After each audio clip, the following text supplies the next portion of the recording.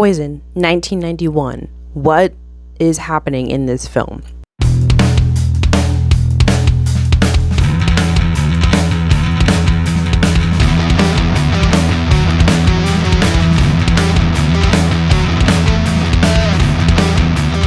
So Poison is quite a interesting film. It's kind of shot and edited in a really interesting way. So it follows 3 separate stories: horror, homo, and hero. So the titles of these sections are not disclosed until the end credits of the film, but it does kind of help to break it down. So hero is shot like a modern documentary, modern for 1991, and it follows the story of Richie Beacon. And Richie Beacon, content warning, I guess, shoots his dad, and so he kills his dad, and then his mom says that he allegedly flew out the window. So his segment, Hero, is interviewing the mom, the classmates, the neighbors, etc. Horror is shot like a 1950s kind of campy horror sci-fi film. Kind of think like Cat People, if that rings a bell to you. So it's complete with like the mid-Atlantic accent, the kind of overacting, that style from the time. It is goofy. It's kind of a little bit outlandish. This follows a mad scientist kind of character, and he is experimenting with the human sex drive, and I'll get into that a little bit more. But basically, he accidentally drinks his own experiment, and he becomes plagued with this disfiguring disease where his skin is melting off his face. It's gross. So that's horror. And then finally, homo, which is probably going to make me feel weird saying it the whole video. This section is about 2 men in prison who have this sexual obsession kind of with each other. This tale of sex and violence and repression. So what do these disconnected segments even have in common? Seemingly nothing, but I think all 3 segments have to do with sex, violence, and America's ideas about sex. And more than anything, it's about gayness. It's about being gay, LGBT.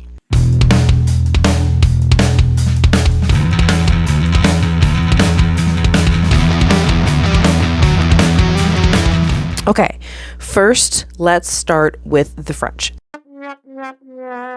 So, director of Poison, Todd Haynes, said he was very inspired by the writings of Jean Genet, and because Jean Genet is a French author. Okay, so Genet, he was adopted. So he was adopted into a pretty good family. He got good grades. His family seemed to be respectable people. I guess we never know, but they seemed like pretty normal people. And yet, Jean was always getting in trouble. He was kind of a vagrant. He was always doing petty crimes, especially stealing a lot. And so he went into juvie a lot as a child, and that pattern continued into his young adulthood, where he went to jail a lot.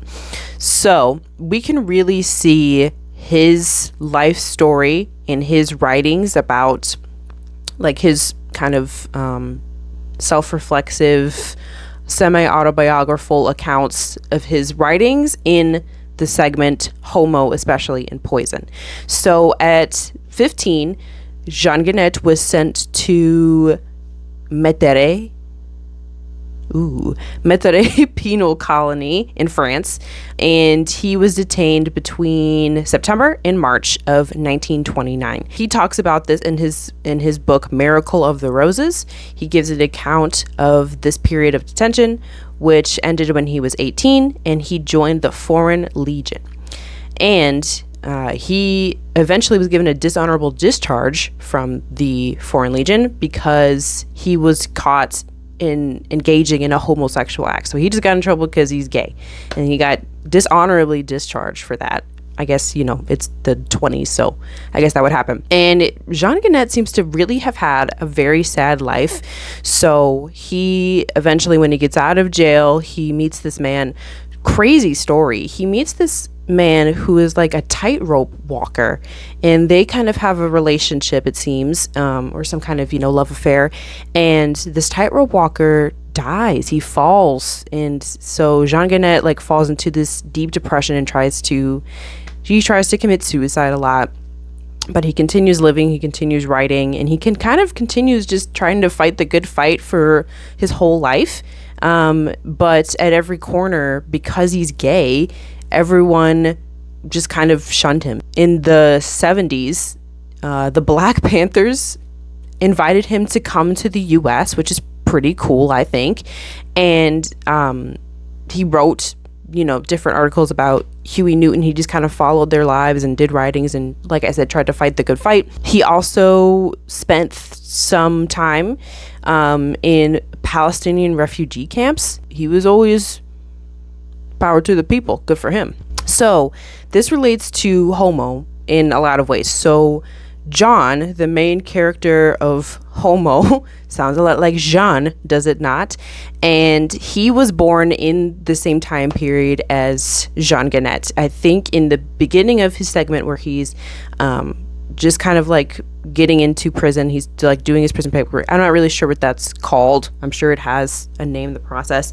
But he is born in 1910, which would be about the same time that Jean Genet was born, putting it in roughly the same time period. He says he is 30 years old, so that would put it in like the 40s. And while the John in our story is a very angry, he seems kind of violent and repressed, more angry and repressed and kind of sad than anything. The real life Jean wrote openly about being gay. So while the John in our story is always keeping this inside of him, and that's kind of where this rage and this, hatefulness comes from, the real life John was open about the real life Jean was open about being gay. And sort of like Todd Haynes himself, Jean Genet's works were very controversial for being gay. So in 1991, when Poison came out, it was lauded at Cannes. People really loved it. People were praising it. But mainstream media, just like Jean Genet, absolutely dismissed Poison, said it was gross, disgusting, a disgrace.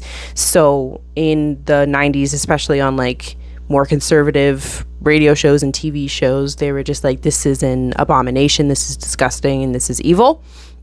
And the same thing happened to Jean Genet. Actually, so much so that Genet's works were censored in the US and he was denied a visa. Similar to Jean Genet, our John in our story has a long-standing relationship with being in prison, being in detention. So at the beginning of the film, we see this little kid. He's looking around his grandparents' room. I think this is supposed to be John. And he is, we follow his hands tracing around the room. And finally, he finds something that he's not supposed to. And his grandparents yell at him. And he, in his voiceover, as he's explaining his life in prison, he always got in trouble for like petty theft as a kid. He was always stealing. He was always doing something that he wasn't really supposed to. And now here he is again. When he gets booked into jail, they even ask him, you got in trouble for indecent lewd acts with a man. Are you homosexual? Because we have to report that. And John is like, yeah, I am. You have to put it in my books. Even though when he gets into the prison system, and he is among other prisoners, he tries to hide the fact that he's gay a lot. So we see a lot of violence towards gay people as an adult when he's in prison. They're beating up this guy and they're getting in his face and they're like, we know what you are. And John just kind of sits and watches, and he tries to deny it at every turn. And we have a lot of flashbacks from John as well, from when he was in juvie as a teenager. And the same thing happens there, where they have this really strange ecosystem where many boys take advantage of other boys and really act sexually violent towards them. Still, being gay is like the worst thing that you can be, and it gets you ridiculed and beat up. So The guys in prison, as John is a man, seem to be like in a dungeon. The cell is made of like rocks and it's always dark. And at first I kind of thought this was silly because I was like, there is no prison in the world that looks like a dungeon, at least not in the USA. Maybe it was different in the 40s, but I don't think so. But then I realized it's really a contrast between the prison of his adult life and the juvie of his young life. And the juvie of his young life in these flashbacks is beautiful. It's like a Garden of Eden. It is bright green. They're out in the grass. They have freedom. They don't even really seem to have like guards that patrol them, and the boys are free and they're able to kind of express themselves in a weird way, even though, as we'll see, it's not a great environment to be in. I think it's just contrasting this juvie in his young formative years and now this prison dungeon that he has to live in his adult years. And of course, as an adult, he really has to protect himself in prison by denying being gay. So his real true identity is imprisoned as well. Even in his body is imprisoned too. In juvie, John met Jack Bolton. So John observed this unspoken sexual system throughout the inmates. They practically torture Jack because they think that Jack is gay, and yet all of the boys participate in gay acts themselves. One of the first things we see in juvie is it appears to be Jack, and I thought it was John, but maybe it's somebody else, getting married, basically. And it's kind of like an accepted thing in this fantasy world. And so now as an adult, Jack comes back into prison and John is like, hey, we went to the same juvie, like we are connected. But it doesn't seem like Jack remembers him at all. And this really upsets John. He really feels like betrayed that this important figure from his childhood does not remember him anymore. Maybe it's that Jack is trying to pretend like he doesn't know him and he's just denying it to kind of save himself, which is wise because, as I said, Jack was relentlessly bullied and almost tortured in juvie for being gay because everybody just kind of figured out and knew that he was gay. John has this like kind of strange sick game where he's obsessed with Jack and he feels betrayed by him, and he's really upset that other people are giving Jack attention and Jack is giving other people attention and Jack doesn't remember him. He's like furious about this, and yet at the same time he is absolutely enthralled by this person, and kind of it's almost more than love. He wants to kind of possess this person and have power over him, kind of like back when in juvie all of these young men, they can't express that they are gay, so they take out all of their feelings onto Jack. All of their gay feelings and all of their violent feelings at the anger of themselves, they take out onto Jack. And now as an adult, John is kind of doing the same thing to Jack, where he has these gay feelings, he has this jealousy and this fear and this hatred for himself in his own body that he is taking out onto Jack. I really don't want to ruin the details of Poison because I really think that you should watch it. It's a really interesting film and it's fun to get your own conclusions from it, and it's just such an important work that I really don't want to disclose too much information. I just want to give enough of the summary for you to kind of understand what I'm talking about. But I will say the prison story is the most disturbing story of the three. It seems more layered than the other two stories, and I think maybe that's just because it is really influenced by Jean Genet, his stories, and Todd Haynes himself is gay, and so I think maybe this was maybe cathartic for him to kind of get these feelings out. And his repression causes him to try to take back power through sexual force because he feels so lost. And it's the ultimate betrayal because Jack was his friend in prison. So that's, I guess, kind of what to stick with. The most famous scene from this movie and I still think it's really, I could not watch it, is a scene where back in juvie. They're taunting Jack for being gay, and they make him stand like in a pit, and they make him open his mouth, and then all of these boys surround him and they spit on him and they spit in his mouth, and spit gets all over his face. And I remember I was watching, I think it's called The Celluloid Closet. It's like a documentary. We were watching it in one of my queer cinema classes, and I can't remember who it was. I think it was John Waters. I think John Waters in his little interview was like, that scene is so erotic to me. And I'm like, really? That was the most torturous, disgusting, upsetting scene I've ever seen. I don't know if I'm just like missing something, but it was very upsetting. And I also think because, frankly, the spit looks like cum is probably another metaphor that we're supposed to be seeing. But it was really disturbing to me how I see it as more of like torture. But I think others maybe interpret it as Jack is like almost a willing participant in this. But I don't see it that way. I don't know if I'm just woke pilled or something. But also, John Leguizamo makes an appearance as a bully, and I when I first saw him, I was like, that's John Leguizamo for sure. And then in the credits, he wasn't credited, and then when I looked it up, he is him, but he just used a different name in the credits for some reason. So he makes an appearance as a bully in prison. So next, horror. So Homo was obviously the most openly gay of the segments, but horror is also has undertones, I guess, of being gay. So in the beginning, we see the scientist, he's giving a lecture about this human sex drive thing. And I think to my recollection, he says that he's using like the human sex drive, and he says like it can help people, it can help like find a cure for dementia or Alzheimer's or something. And so he's giving this big lecture in front of his colleagues, and his colleagues are like, you're crazy, you're a disgrace to the scientific community, you're disgusting, because they don't want to talk about sex. And so later on, he's in his lab, he's working on some kind of compound elixir thing, which again looks like cum. It's like white and frothy, and it looks like cum.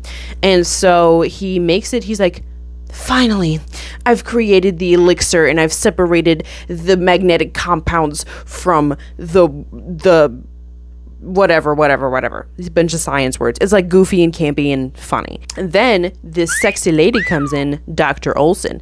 Dr. Olson's like, hello, doctor. It's me, Dr. Olson. And he's like, oh my God, a sexy lady. I didn't expect that. I thought every doctor was going to be a guy. And so she's like, I admire your work. I look forward to working with you. He's distracted watching her go. And so he has a coffee cup next to his elixir, and he's trying to grab his coffee, and he accidentally drinks the elixir. The scientist, the doctor, his face has developed these welts. So he's sitting in a bar and he has these welts on his face. This woman comes up to him. She is a sex worker, and he kisses her. She doesn't realize that he has this stuff on his face, and then it's kind of like murky because it seems like it's like I'm kind of implied that he assaulted her. He ditches her body in an alley, and she's infected and she's dying, and she has these welts all over her face. And I will say it's really effective in being gross, because the skin disease that the doctor has is like melty. It looks wet and gross and really like pusful and wet. It's really gross. And so she gets that on her. She dies. He has to run away like from society, and he becomes like a leper. Like Dr. Olson is like, where are you? I'm trying to find you. I really want to work with you. She comes to his apartment to discover his skin condition. He's like, I can't go out in public anymore. I'm a freak. I drank my elixir. There is no cure. I'm so stupid. And she's like, you know what? I still really respect you. I think you're a great guy. And maybe I kind of like you too. And so they kiss, and she's like, I think they're kind of like dating at this point. So she takes him out in public to, try to get him acclimated.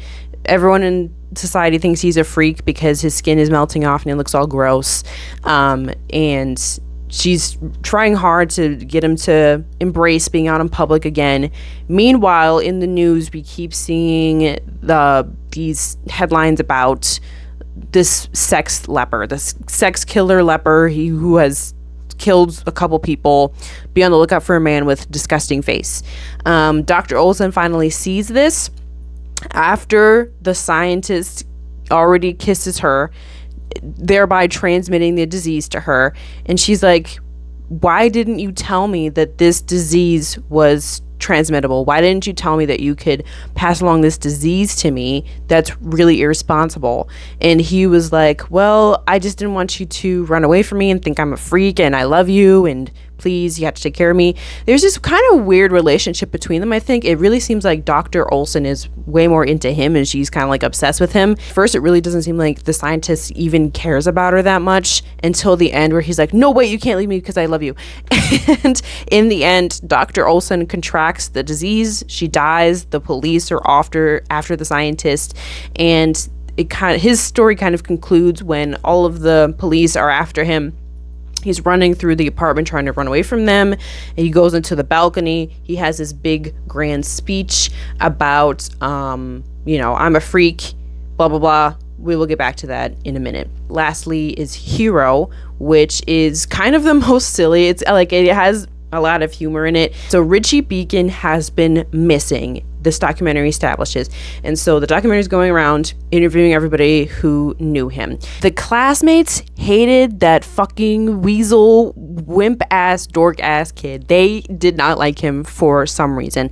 And they can't really even point a finger at why they don't like him. All of them are just like, there's something about him that we do not like. We just hated him. And his teachers are even like, oh my God, this kid was such a crybaby. He went to the school nurse like 45 times. We had to call his mom in. Every day something was going on. He's like, oh, my arm hurts, blah, blah, blah, blah, blah. And it's just kind of like funny and silly. He's an annoying kid that nobody seems to like. And even his mom, I mean, maybe it's supposed to be serious, but it's kind of funny. They're like, so what do you think about your son killing your husband? And she's like, well, I just didn't realize that he was a gift from God because he flew out the window and he's a very special boy and God gifted him to me. So it's just like a weird, everybody has a different opinion of him. Most of Richie's story is kind of goofy, but eventually we learn some more disturbing details. So one disturbing detail is Richie would ask his classmates to like play house with him, which is kind of a normal little kid thing to do. So they're interviewing his classmate. His classmate's like, I don't even know why it bothered me so much, but he would ask me all the time to play house and he would just keep bothering me and pestering me that eventually I would just agree and do it so he would leave me alone. And so Richie always asked me to play his dad and he would play himself. And as his dad, he would ask me to just like beat him up, spank him, hit him all the time. And so obviously it kind of seems like Richie has some kind of trauma that he's trying to work through and play through in his playtime. Richie also has a caseworker, like a social worker, so that's usually not a good sign. And the social worker says that in her interviews with Richie, a common theme or dream or story that Richie would talk about is flying, that he would kill his dad in this kind of like Oedipal thing and then fly away. So she was like, I just think it's really weird that in his mom's story, they all think that she's lying, obviously. They're like, I just think it's weird in his mom's story that she also clung on to that detail about him flying because he would say that to me all the time. And finally, we learn that his mom has been having an affair and his dad is quite an abusive man. So in one of the interview segments, Richie's mom says something about like his dad would punish him and hit him. Oh, but that's just like what dads do. That's like a normal thing.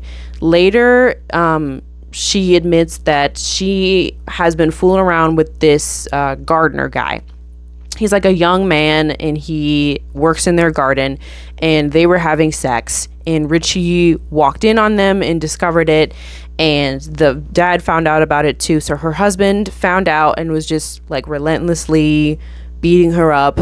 She was close to death. She was afraid she was going to die. And this is when Richie comes in and he shoots his dad and flies out the window. But another kind of smaller detail, and it seemed funny at first, but upon further reflection, it's kind of upsetting. So Richie's neighbor, this older lady who's really funny, she mentions that one time she was working in the garden and Richie walked over and he was just completely naked and he was just staring at her. She was like, "You get out of here, go home."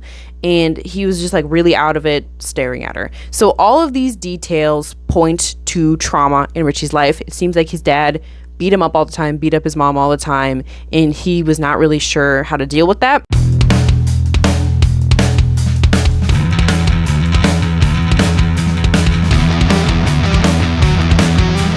Okay, so how is Poison actually gay? An article about Poison from the Criterion Collection says it best: this film is about outsiders. And in 1991, when the film came out, who was more of an outsider than the LGBT community?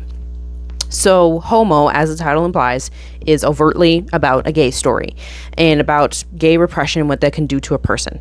About halfway through the film, the first theme I saw between Homo and horror was sex and violence, right? So both stories deal with, obviously, sex. So the doctor is making this crazy sex hormone and then it causes lesions on his face, but he ends up killing people because of his disease.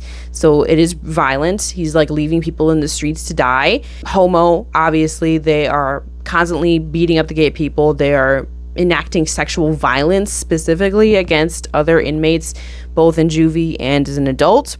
At the end of horror is when you really start to see the resemblance of the disease that the scientist has to HIV. And especially at the height of the epidemic in the 80s, where nobody wanted to be near you, nobody wanted to touch you. All we knew is that it was transmittable and that sexual relationships, such as kissing, for example, which the scientist does, is how you transmit this disease, even though you can't get AIDS from kissing somebody. And now the whole public is after him. The public hates him. He's in the news. He's being hunted. And even though in the end of the story we see other members of the community have these lesions on their face, they still hate the scientist for giving it to them, rather than saying we need to figure out like a solution. And so the disease, I guess, inherently that the scientist has is born of sex, right? Just like AIDS, and he passes it along to other people. As the doctor is being hunted by the police, I guess the conclusion that really hits the nail in the head is at the end, the scientist goes to the balcony and the crowd has gathered and this angry mob mocks him. And they make fun of him and they think he's a freak and they make fun of him, but they also are afraid of him and they hate him. And he finishes this big monologue and he says, "You'll never know what pride is, because pride is the only thing that lets you stand up to misery, and not this kind of misery, but the kind of misery the whole stinking world is made of." And he says this before he jumps to his death. But this really kind of drives the point home that society wanted to point to this man. Let's assume that he's gay in this film. He wasn't really that into Dr. Olson, so maybe he really was gay. We point to this person as the epitome of evil. And honestly, the scientist is not a very sympathetic character at all. He is not responsible, and he is, knowingly giving people this disease. But I guess in another lens, he feels at a loss of control. He feels like he can't help it, and he's just trying to go through his life, and yet he continues to accidentally kill people, and the world is after him. Like in the 80s, when AIDS was at its highest, was at its peak, before people really even knew what was going on, I mean, nurses would not even touch AIDS patients. They were that scared of them, and they really had like this angry mob mentality where anybody who had AIDS, they're like, well, it's because God is punishing you and you're going to go to hell for being gay. It has that kind of same mob mentality where it's like, we just hate the freak and we want to kill the freak, and he's a disease and he's a scum to society. Overall, I think this part, being shot as like a 50s campy movie is really effective, especially considering the Hays Code would have existed in the 50s when this kind of movie came out. And watch my video about Cat on a Hot Tin Roof to learn more about the Hays Code. But there's definitely this underlying theme in Hays Code films where they are trying to use other tactics to explain like these hidden meanings, I guess, in films. So this is definitely a film that feels like it could exist in the real 1950s. Like it really could have been a product of the time, because the disease is this metaphor for this gay menace, right? Hero Next is a story about a boy who is gay, who can't express that he is gay. And so something that I was kind of thinking about and looking at in my notes and my research is that Todd Haynes kind of plays with this idea about gay stereotypes. So one stereotype about AIDS patients is that they are evil and knowingly infect people, and that they, it's their fault, and this is their curse and their cross to bear. Another stereotype is that being in prison results in people being gay and taking over power.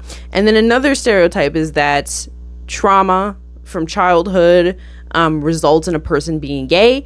And so all of those elements are kind of seen in this film.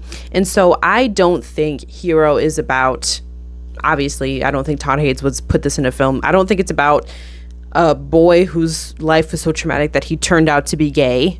And it's never said that he's gay or anything like that. But I think that Richie is a gay boy. I think that's why the people in his school, his classmates, the adults around him, even his dad, they thought he was weird and a freak, and they just didn't like him, and they couldn't put their nose on why exactly they didn't like him, but they knew that they didn't like him. In my imagination, Richie escapes this violent, confusing, repressive world that he doesn't understand, and he is able to fly away, escaping his fate. So if he would have stayed in the town, he would have been bullied for being gay. Richie didn't even know that he was gay, but I think everybody just kind of knew that there was something different about him, and they knew that he was going to be gay, and so he had to escape this life of violence and a terrible home life and terrible school life to something else. Is it vague? Yes, I know it's a vague connection, but it all kind of has to do with violence and sex and keeping this secret within. So Richie's mom really always, she doesn't always tell the truth until the very end of the film, and I think that's kind of just another theme. And I think this theme of there's something just not quite right with this child, or there's something not quite right with this scientist that we just don't like about him, is because all of these characters are gay.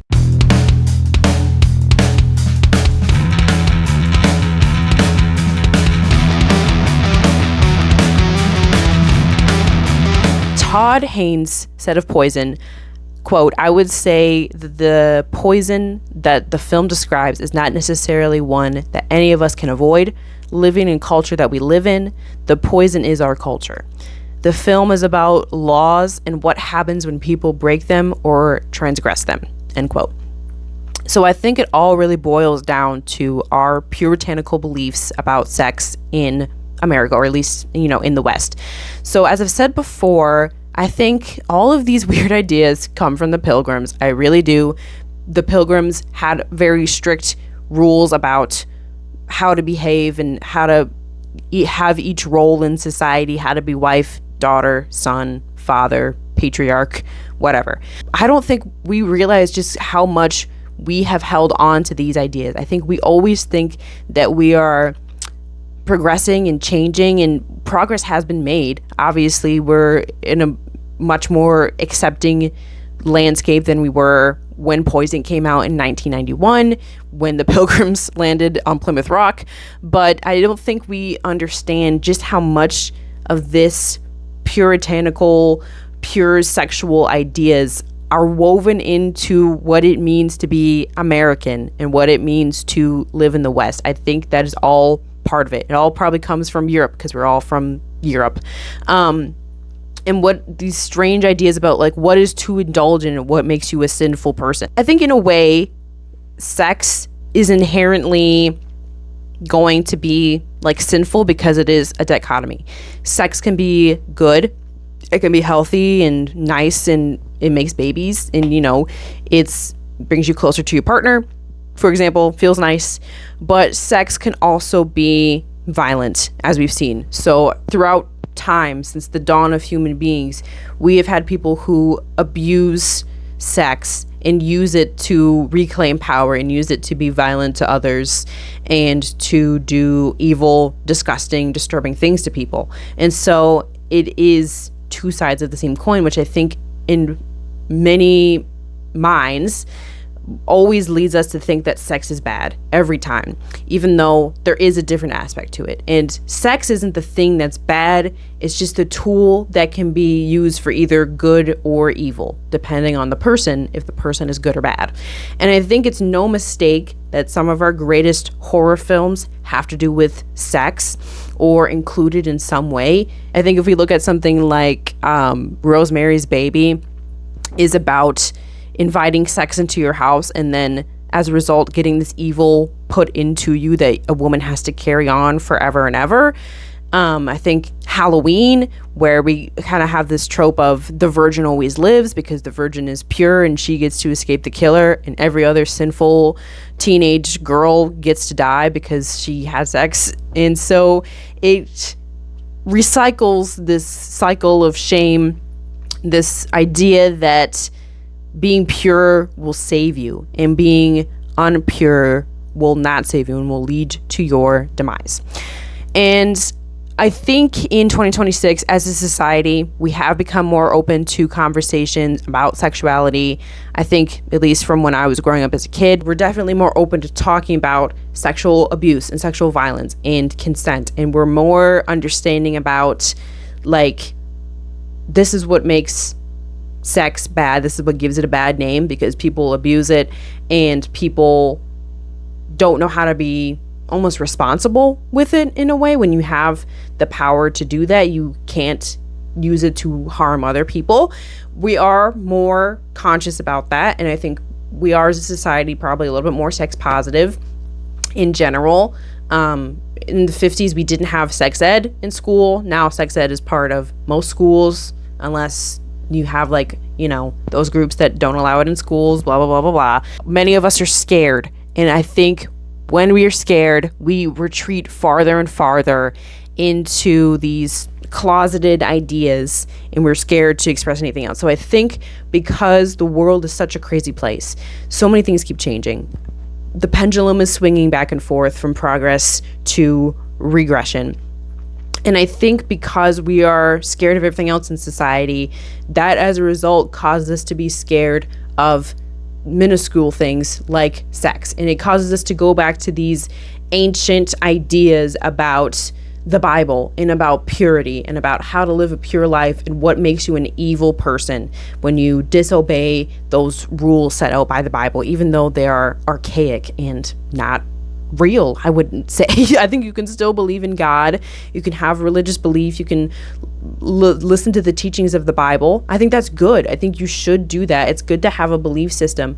But I also think that when we are so entrapped about, like, this idea of religion is the only absolute correct one, and this interpretation that my pastor is telling me is the absolute correct one, that breeds a society that is scared and confused and treats each other wrongly. It's vocal minority, even though it is probably a small group of people, makes gayness and sex out to be something bad. So, I mean, think about it. There's still a small group of people who are very loud and very obnoxious and very annoying who think gay people abuse children, and drag queens go to schools to teach kids how to be gay. People think like that. You know what I'm saying? Still to this day in 2026, the problems that we saw in 1991, the problems that we saw in the 40s and the 1910s exist today in the 21st century. Poison stands as a reminder that with all the progress we make, it feels like we're going in a circle. I think the more progress we make, the more we want to swing backwards because people are very uncomfortable with it.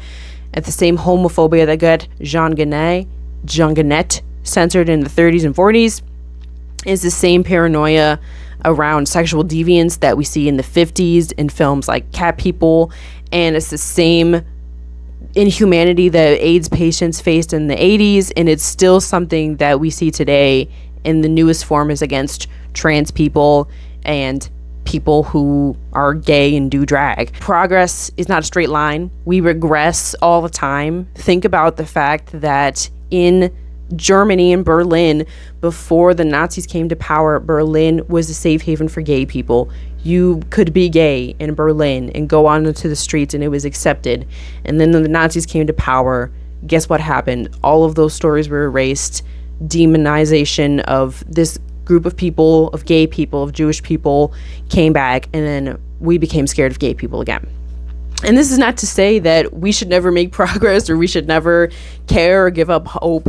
We should continue to always fight the good fight, because if we're going to continue to go backwards, some group of people, we always need to keep fighting to bring us back and to build acceptance and to teach people you're scared of nothing. You're scared of something that isn't real, and we need to come back and come together and realize that this is just part of the human experience, just a normal thing that we do. And the more we accept the normalcy, the goodness of sex, of, you know, different sexual relationships, the more we can understand what is bad. We can parse out better what is actually good and what is actually evil.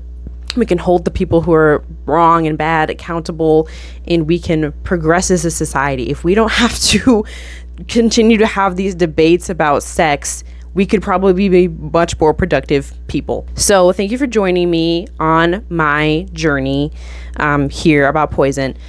Guys, I haven't been making a video in a long time. I've been busy. I've been trying to do things, but hopefully more will be coming over the summertime. So thank you for joining me. I hope you have a great day, and I hope to see you again on the Unemployed Movie Critic YouTube channel. Thank you.